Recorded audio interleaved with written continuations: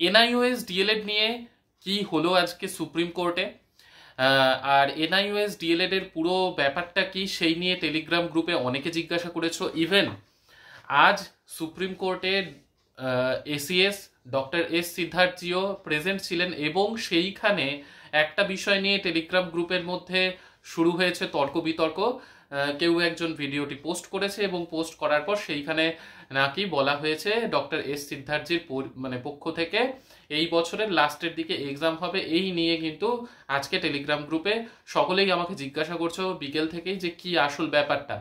তো টিআরই 4.0 নিয়ে doctor S সিদ্ধার্থজি আসলে কি বলেছেন, আর এনআইওএস ডিএলএড এই মামলার পুরো বিষয়টার জন্য আদৌ টিআরই 3.0 যা চলছে এখন বা টিআরই 4.0 এগুলো কি পিছিয়ে যাবে বা কি ব্যাপার, পুরো বিষয়টা ডিসকাস করব ভিডিওতে। তো শুরুর থেকে শেষ অবধি দেখো, তাহলে পুরো বিষয়টাই বুঝে যাবে। তো welcome back to AC Canvas to a new video. আশা করছি সকলে খুব ভালো আছো আর তোমাদের প্রিপারেশনও খুব ভালোই চলছে। তো প্রথমত ব্যাপার হচ্ছে এনআইওএস ডিএলএড যে কেস, সেই কেসের কথা তোমরা আগেও কিন্তু শুনেছো বা আমার চ্যানেলে আমি আগেও তোমাদেরকে কিন্তু বলেছি। আচ্ছা, তো আজকে সেটার একটা শুনানি ছিল।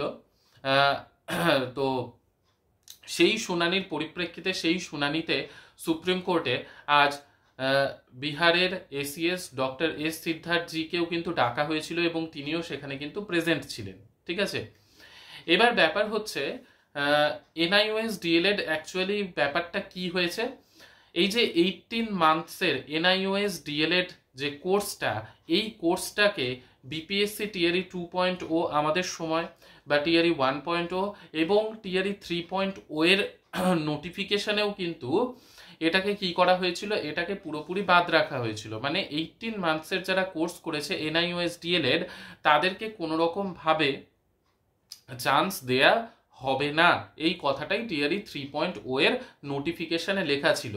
এবং সেই সূত্র ধরে কিন্তু অনেকে ফর্ম ফিল আপ করে এবং অনেকে ফর্ম ফিল আপ করে না এনআইওএস ডিএলএড এর। জানা সত্ত্বেও অনেকে কিন্তু ফর্ম ফিল আপ করে যে তারা এলিজিবল নয়, এবং যারা জানতো যে হ্যাঁ এলিজিবল নয় ফর্ম ফিল আপ করে না, এবং ফর্ম ফিল আপ করার পর অনেকে কিন্তু পাস করে যায় টিআরই 3.0-তে। বোঝা গেছে? এবং তারা কিন্তু পাশাপাশি কেসও করে এবং সেই কেসের রায় দেয়া হয় কিন্তু তাদের পক্ষেই যে এনআইওএস ডিএলএড 18 মান্থসের যারা কোর্স কমপ্লিট করেছে তাদেরকে এলিজিবল মানতে হবে, মানতে বাধ্য। তো এই জায়গায় এসে কি হয়, এই জায়গায় এসে যেহেতু মানতে বাধ্য বলে দেয়া হয় এবং টিআরই 3.0 এর রেজাল্ট বেরিয়ে যায় এবং তাদের আবার নতুন করে কাউন্সিলিং এর জন্য কথা বলা হয়, কিন্তু ব্যাপার হচ্ছে তাদের কিন্তু নতুন করে কাউন্সিলিং করানো হয়নি এবং সেই কারণের জন্য সুপ্রিম কোর্ট যেহেতু বলে দিয়েছে তারপরেও কেন করা হয়নি সেই নিয়ে হচ্ছে কেস।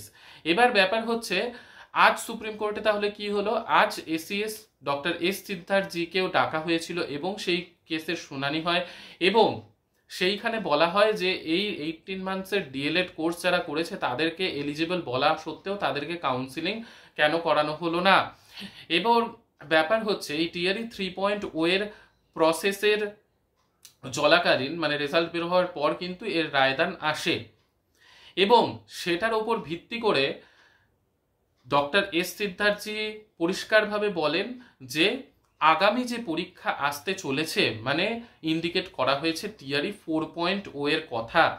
তো সেই টিআরই 4.0-তে এই এনআইওএস ডিএলএড 18 মান্থসের কোর্স যারা করেছে তাদেরকে যোগ্য বলে বিবেচিত করা হবে এবং টিআরই 3.0 এর যে প্রসেস চলছে অনগোয়িং, এবং টিআরই 4.0 তো এখনো নোটিফিকেশনই আসেনি, তো এই অনগোয়িং প্রসেসে যাতে কোনো রকমের বাধা না হয়, তো এই অনগোয়িং প্রসেসে কোনো রকম বাধা আসবে না, সুপ্রিম কোর্ট এটাও পরিষ্কার করে দিয়েছে।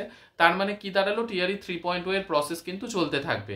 এবার ব্যাপার হচ্ছে যাদের যারা পরীক্ষা দিয়েছিল, যারা পাশ করে গিয়েছে, যাদের কাউন্সিলিং নতুন করে নেওয়া হয়নি, এবার সেই ক্ষেত্রে আরও শুনানি হওয়া বাকি রয়েছে। এই কেস তো চলতেই থাকবে এই কেসের মতো। এবার সেটা ফাইনাল অবধি কি আসবে সেটা সুপ্রিম কোর্টের তরফ থেকে ফাইনাল জাজমেন্টে বোঝা যাবে, কিন্তু টিআরই 3.0 এর এই যে অনগোয়িং প্রসেস সেটা কিন্তু কোনো রকম ভাবেই থমকে যাবে না, সেটা যেরকমটা চলছে সেরকমটা চলবে। আজও কিন্তু 12-13টা ডিস্ট্রিক্টের স্কুল অ্যালটমেন্ট লিস্ট পাবলিশ করা হয়েছে, যেমনটা 3 তারিখে করা হয়েছিল, মাঝখানে 4 তারিখ রবিবার ছিল, বন্ধ ছিল, 5 তারিখ আজকেও কিন্তু করা হয়েছে, এবং 6 তারিখ আগামীকালও করার কথা রয়েছে, কিন্তু 6 তারিখ আগামীকাল কিন্তু বিহারে স্কুল বন্ধ রয়েছে, আগামীকাল ছুটি রয়েছে বিহারে জানকী নবমীর। ঠিক আছে, তো এই হলো গেল পুরো ব্যাপারটা। এবার আরও একটা মজাদার ঘটনা যেটা হচ্ছে নিয়ে টেলিগ্রাম গ্রুপে তর্ক বিতর্ক শুরু হয়েছে, সেটা হচ্ছে ডক্টর এস সিদ্ধার্থী বলেছেন যে নাকি একদম শেষের দিকে এই বছরের এই রিক্রুটমেন্ট হবে। একটা কথা বলি, সেইখানে ডক্টর এস সিদ্ধার্থী বলেছেন নিকট ভবিষ্যতে।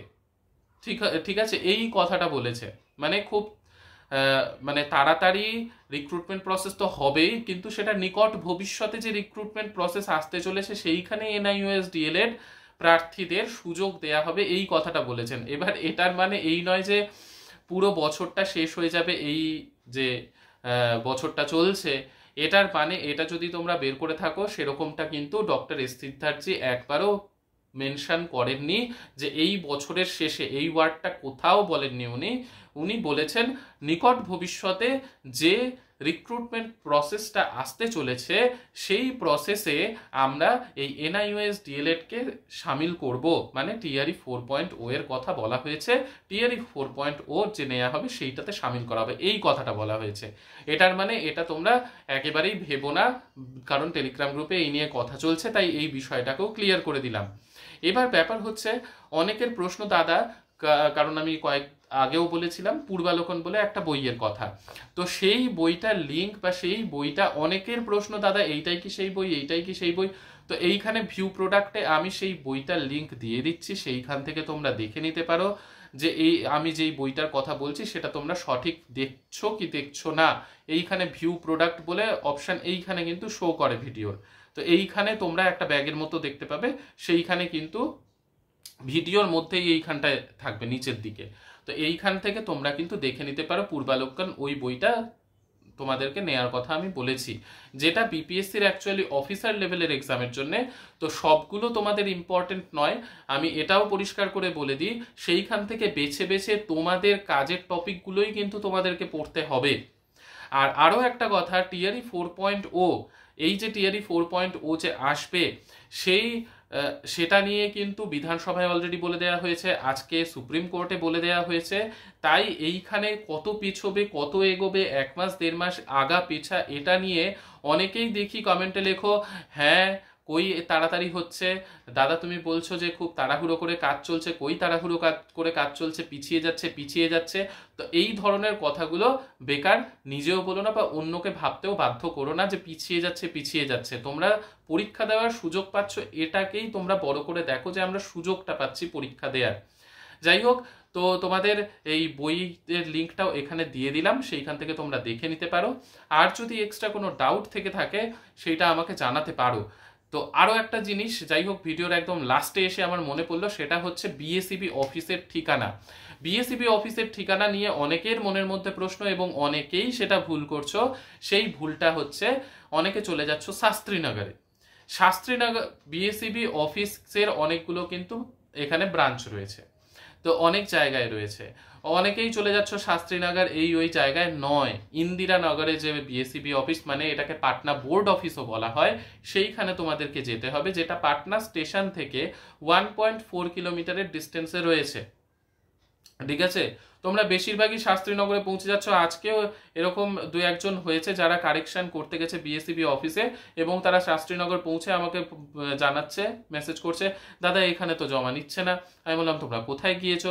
বলে শাস্ত্রীনগর। আমি বললাম সেইখানে তো জমা নেওয়ার কথা নয়, তোমরা যাও পাটনা বোর্ড অফিস, যেটা ইন্দিরানগরে, সেইখানেই একমাত্র এই যে তোমাদের এস্টেটের যে ফর্ম ফিল আপে ভুল করেছো, কাস্টের বা নামের স্পেলিংয়ের, ফাদার্স নেম মাদার্স নেম, সেইগুলো কিন্তু সব পাটনা বোর্ড অফিস ইন্দিরানগরে, যেটা পাটনা স্টেশন থেকে খুব কাছে, 1.4 কিলোমিটার সামথিং ডিস্টেন্সে।